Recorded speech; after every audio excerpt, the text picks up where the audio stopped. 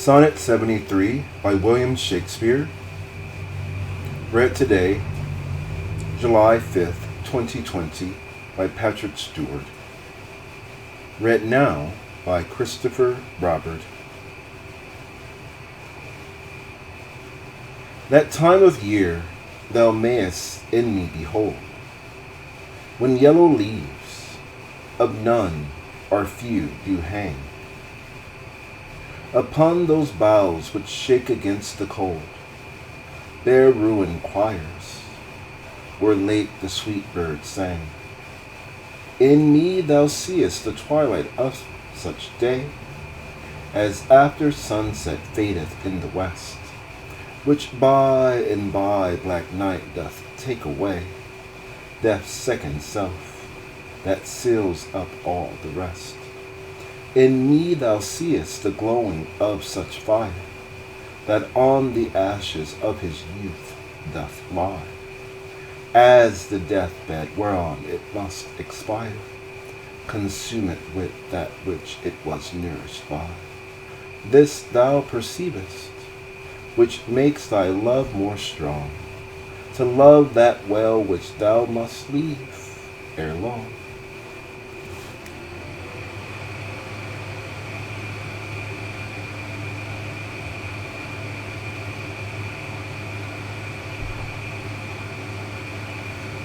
Invisible Man by Ralph Ellison, Vintage International. Chapter 15. Then I was awake and not awake, sitting bolt upright in bed and trying to peer through the sick gray light as I sought the meaning of the brash, nerve-jangling sound. Pushing the blanket aside, I clasped my hands to my ears. Someone was pounding the steam line, and I stared helplessly for what seemed minutes. My ears throbbed. My side began itching violently, and I tore open my pajamas to scratch. As suddenly the pain seemed to leap from my ears to my side, and I saw gray marks appearing where the old skin was flaking beneath my digging nails. And as I watched, I saw thin lines of blood well up in the scratches, bringing pain and joining time and place again. And I thought, the room has lost its heat on my last day at Mary's. And suddenly I was sick at heart. The clock, its alarm lost in a larger sound, said 7:30, and I got out of bed. I'd have to hurry. There was shopping to do before I called Brother Jack for my instructions, and I had to get money to Mary. Why didn't they stop that noise? I reached my shoes, flinching as the knocking seemed to sound an inch above my head. Why don't they stop, I thought. And why do I feel so let down? The bourbon? My nerves going bad? Suddenly I was across the room in a bound, pounding the pipe furiously with my shoe heel. Stop it, you ignorant fool! My head was splitting. Beside myself, I struck pieces of silver from the pipe, exposing the black and rusted iron. He was using a piece of metal now, his blows ringing with a ragged edge. If only I knew who it was, I thought, looking for something heavy with which to strike back. If only I knew. Then near the door I saw something which I'd never noticed there before. The cast iron figure of a very black, red-lipped, and wide-mouthed Negro, whose white eyes stared up at me from the floor, his face an enormous grin, his single large black hand held palm up before his chest. It was a bank, a piece of early Americana. The kind of bank which, if a coin is placed in the hand and a lever pressed upon the back, will raise its arms and flip the coin into the grinning mouth. For a second I stopped, feeling hate charging within me, then dashed over and grabbed it, suddenly as enraged by the tolerance or lack of discrimination or whatever that allowed Mary to keep such a self-mocking image around, as by the knocking. In my hand, its expression seemed more of a strangulation than a grin. It was choking, filled to the throat with coins. How the hell did it get here, I wondered, dashing over and striking the pipe a blow within the kinky iron head. Shut up! I screamed, which seemed only to enrage the hidden knocker. The din was deafening. Tenants up and down the entire line of apartments joined in. I hammered back with the iron nap, seeing the silver fly, striking like driven sand against my face. The pipe fairly hummed with the blows. Windows were going up. Voices yelled obscenities down the air shaft. Who started all this, I wondered? Who's responsible?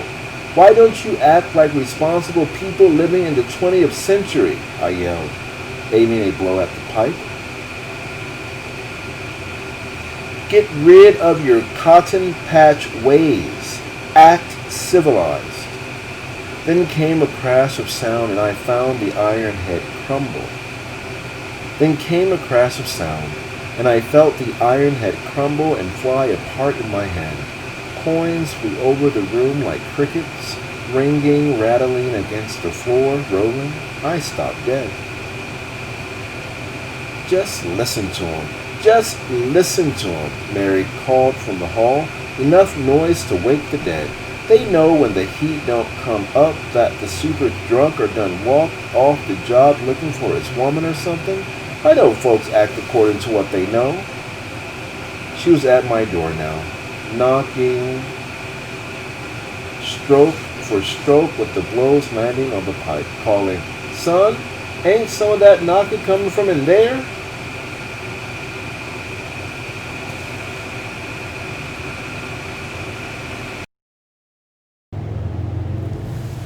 I turned from side to side in indecision, looking at the pieces of broken head, the small coins of all denominations that were scattered about. "You hear me, boy?" she called. "What is it?" I called, dropping to the floor and reaching frantically for the broken pieces, thinking, if she opens the door, I'm lost. I said, "Is any of that racket coming from in there?" "Yes, it is, Mary," I called, "but I'm all right. I'm already awake." I saw the knob move and froze hearing. Sounded to me like a heap of it was coming from in there. "You got your clothes on?" "No," I cried. "I'm just dressing. I'll have them on in a minute." "Come on out to the kitchen," she said. "It's warm out here, and there is some hot water on the stove to wash your face in, and some coffee." Lord, just listen at that. The racket. I stood as though frozen until she moved away from the door. I'd have to hurry. I kneeled, picked up a piece of the bank, a part of the red-shirted chest, reading the legend, "Feed me," in a curve of white iron letters, like the team name on an athlete's shirt. The figure had gone to pieces like a grenade, scattering jagged fragments of painted iron among the coins. I looked at my hand. A small trickle of blood showed. I wiped it away, thinking, I'll have to hide this mess. I can't take her this and the news that I'm moving at the same time. Taking a newspaper from the chair, I folded it stiffly and swept the coins and broken metal into a pile. Where would I hide it? I wondered, looking with profound distaste at the iron kinks, the dull red of a piece of grinning lip. Why, I thought with an anguish, would Mary have something like this around anyway? Just why? I looked under the bed. It was dustless there, no place to hide anything. She was too good a housekeeper. Besides, what of the coins? Hell, maybe the thing was left by the former roomer. Anyway, whatever it was, it had to be hidden. There was the closet, but she'd find it in there. And I was gone a few days. She'd clean out the things, and there it'd be. The knocking had gone beyond mere protest over heedlessness now. It had fallen into a ragged rumba rhythm. Knock, knock, knock, knock, knock, knock, knock, knock, knock, knock.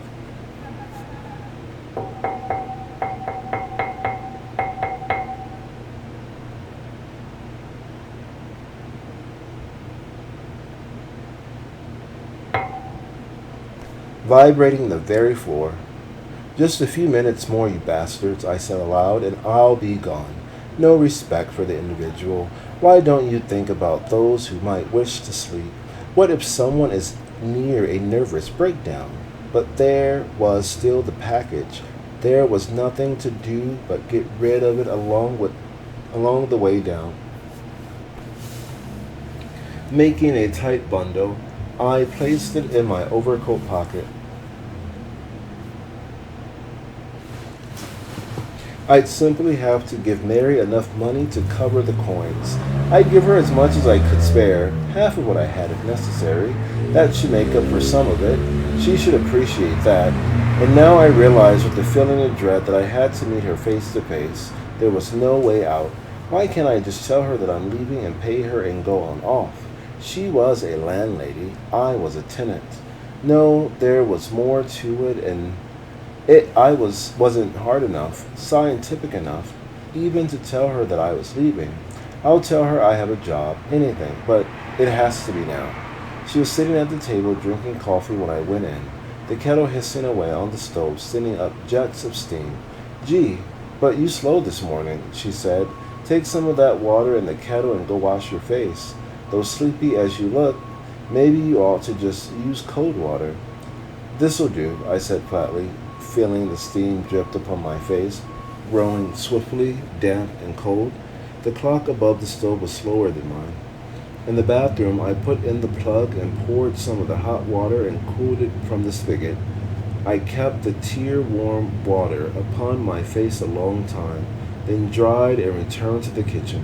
Run it full again, she said when I returned. How you feel? So, I said. She sat with her elbows upon the enameled tabletop, her cup held in both hands, one work-worn little finger delicately curved. I went to the sink and turned the spigot, feeling the cold rush of water upon my hand, thinking of what I had to do. That's enough, dear boy, Mary said, startling me. Wake up. I guess I'm not all here, I said. My mind was wandering. Well, call it back and get you some coffee. Soon's I've had mine, I'll see what kind of breakfast I can whip together. I guess after last night you can eat this morning. You didn't come back for supper. I'm sorry, I said. Coffee will be enough for me. Boy, you start eating again.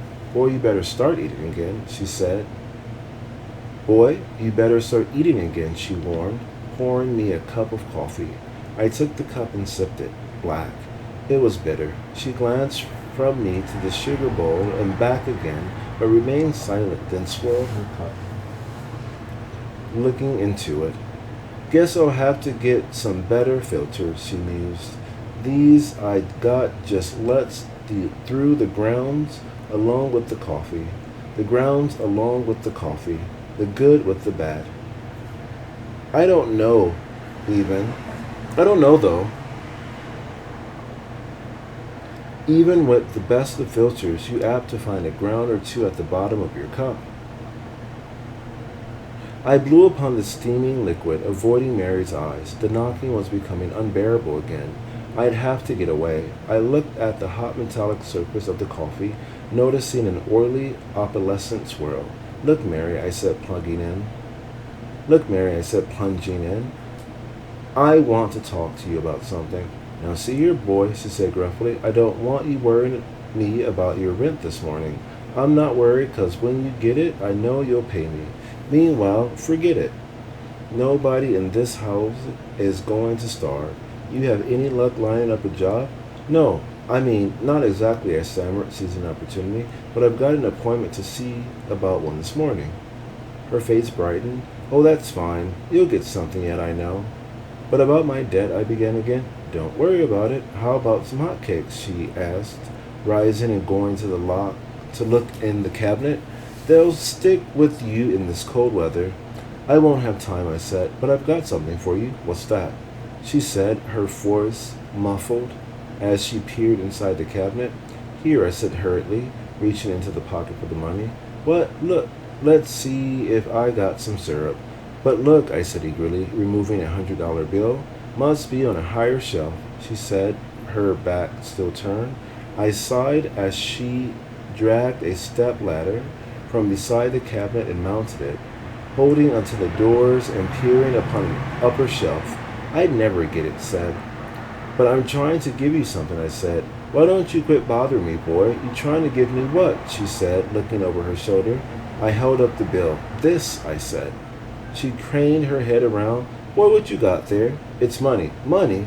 Good God, boy, she said, almost losing her balance as she turned completely around. Where'd you get all that much money? You've been playing the numbers? That's it. My number came up, I said, thankfully, thinking, what'll I say if she asked what the number was? I didn't know. I had never played. But how come you didn't tell me? I'd have at least put a nickel on it. I didn't know it would do anything, I said. Well, I declare, and I bet it was your first time too. It was. See there? I knowed you was a lucky one. Here I've been playing for years, and the first drop of the bucket you hits for that kind of money. I'm so glad for you, son. I really am, but I don't want your money. You wait till you get a job. But I'm not giving you all of it, I said. This is just on account. That's $100 bill. I'll take that and try to change it, and the white folks will want to know my whole life history, she snorted. They want to know where I was born, where I work, and where I've been for the last 6 months. And when I tell them that, they still gonna think I stole it. Ain't you got nothing smaller? That's the smallest. Take it, I pleaded. I'll have enough left. She looked at me shrewdly. You sure? It's the truth, I said. Well, I declare. Let me get down from up here before I fall and break my neck, son, she said.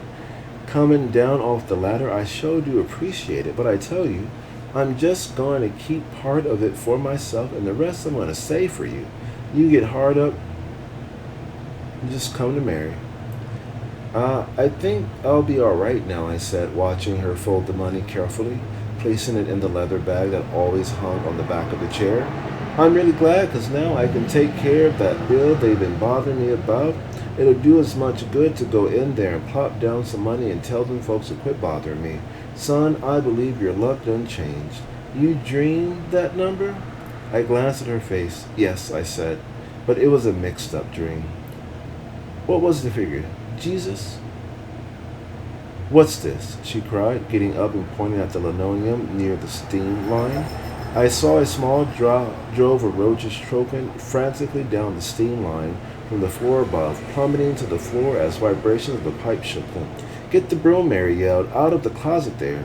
Stepping around the chair, I snatched the broom and joined her, splattering the scattering roaches with both broom and feet, hearing the pop and snap as I brought the pressure down upon them vehemently. The filthy, stinking things, Mary cried. Get that one under the table. Yon he goes, don't let him get away, the nasty rascal. I swung the broom, battering and sweeping the squashed insects into piles. Breathing excitedly, Mary got the dustpan and handed it to me. Some folks just live in filth, she said, disgustedly. Just let a little knocking start and here it comes crawling out. All you have to do is shake things up a bit. I looked at the damp spots on the linoleum, then shakily replaced the pan and broom and started out of the room. Aren't you going to eat no breakfast? She said. Soon's I wipe up this mess, I'm going to start. I don't have time, I said, my hand on the knob. My appointment is early and I have a few things to do beforehand. And you better stop and have you something hot as soon as you can. Don't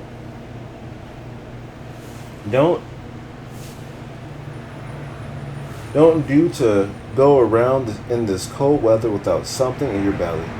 And don't think you're gonna start eating out just 'cause you got some money. I don't. I'll take care of it, I said to her back as she washed her hands. Well, good luck, son, she called. You really give me a pleasant surprise this morning, and if that's a lie, I hope something big will bite me. She laughed gaily, and I went down the hall to my room and closed the door. Pulling on my overcoat, I got down my prized briefcase from the closet. It was still as new as the night of the battle royale, and said now as I placed the smash bank and coins inside and locked the flap. Then I closed the closet door and left. The knocking didn't bother me so much now. Mary was singing something sad and serene as I opened the door and stepped into the outside hall. Then I remembered, and there beneath the dim hall light, I took the faintly perfumed paper from my wallet and carefully unfolded it. A tremor passed over me. The hall was cold. Then it was gone, and I squinted and looked and took a long, hard look at my new Brotherhood name. The nights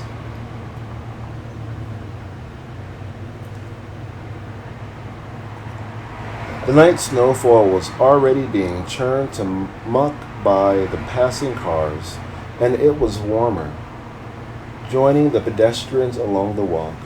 I could feel the briefcase swinging against my leg from the weight of the package, and I determined to get rid of the coins and broken iron at the first ash can. I needed nothing like this to remind me of my last day at Mary's. I made for a row of crushed garbage cans lined before a row of old private houses, coming alongside and tossing the package casually into one of them and moving on, only to hear a door open behind me and a voice ring out. Oh, no you don't. Oh, no you don't. Just come right back here and get it. Turning, I saw a little woman standing on the stoop with a green coat covering her head and shoulders, its sleeves hanging limp like extra atrophied arms. I mean you, she called. Come on back and get your trash. And don't ever put your trash in my can again. She was a short yellow woman with a pinchness of a chain, her hair pinned up in knots. We keep our place clean and respectable, and we don't want your field niggers coming up from the south and ruining things, she shouted with blazing hate. People were stopping to look. A super from a building down the block came out and stood in the middle of the walk, pounding his fist against his palm with a dry, smacking sound. I hesitated, embarrassed and annoyed. Was this woman crazy? I mean it. Yes, you. I'm talking to you. Just take it out. Rosalie, she called to someone inside the house. Call the police, Rosalie. I can't afford that, I thought, and walked back to the can. What does it matter, miss? I called up to her. When the collectors come, garbage is garbage. I just didn't want to throw it in the street. I didn't know that some kinds of garbage were better than others. Never mind your impertinence, she said. I'm sick and tired of having you southern Negroes mess up things for the rest of us. All right, I said. I'll get it out. I reached into the half-filled can, feeling for the package. As the fumes of rotting swill entered my nostrils, I felt unhealthy to my hand, and the heavy package had sunk far down. Cursing, I pushed back my sleeve with my clean hand and probed until I found it. Then I wiped off my arm with a handkerchief and started away, aware of the people who paused to grin at me. It serves you right, the little woman called from the stoop, and I turned and started upward. That's enough out of you, you piece of yellow gone to waste, unless you still want to call the police. My voice had taken on a new shrill pitch. I've done what you wanted me to do. Another word and I'll do what I want to do. She looked at me with widening eyes. I believe you would, she said, opening the door. I believe you would. I not only would, I'd love it, I said.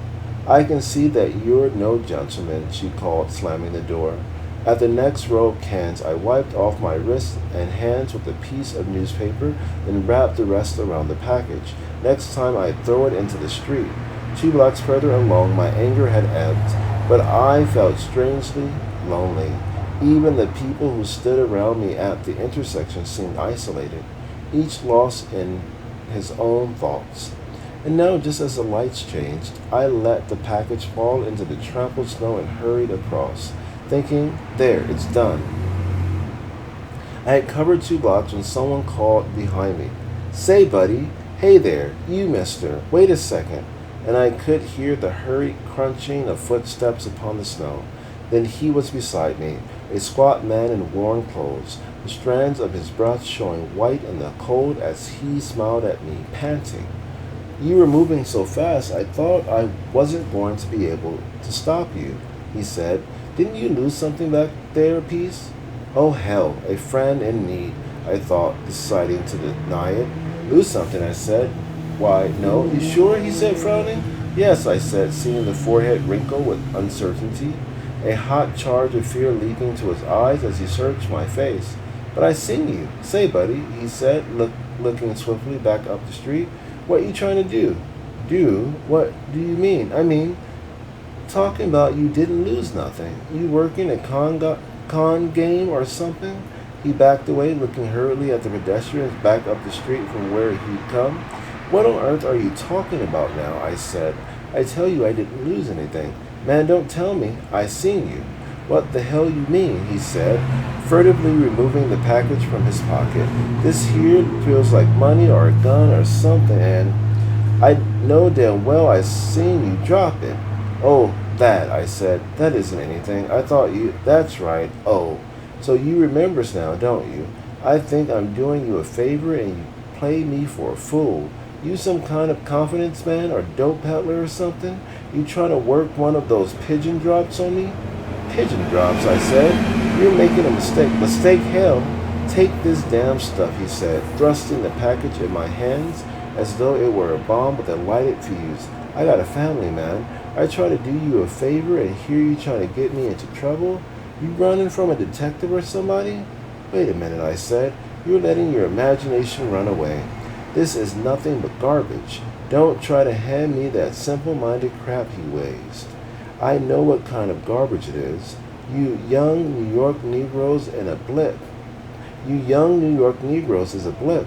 I swear you is. I hope they catch you and put your ass under the jail. He shot away as though I had smallpox. I looked at the package. He thinks it's a gun or stolen goods, I thought, watching him go. A few steps farther along, I was about to toss it boldly into the street, but upon looking back, I saw him, joined by another man now gesturing toward me indignantly. I hurried away, giving him time, and the fool called the policeman. I dropped the package back into the briefcase. I'd wait until I got downtown. On the subway, people around me were reading their morning papers, pressing forward their unpleasant faces. I rode with my eyes shut, trying to make my mind blank to thoughts of Mary. Then turning, I saw the item, violent protest over Harlem eviction, just as the man lowered his paper and moved out of the breaking door. I could hardly wait until I reached 42nd Street. Where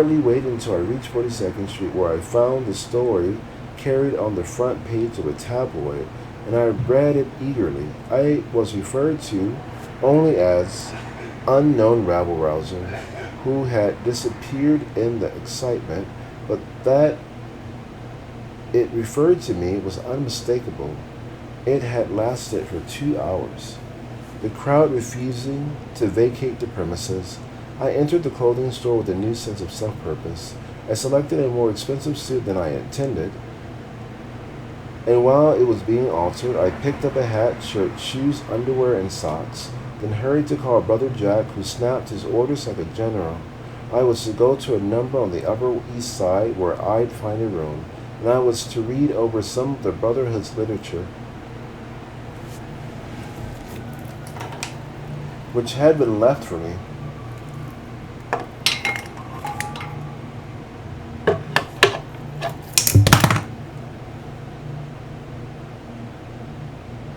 which had been left there for me, with the idea of making a speech at a Harlem rally to be held that evening.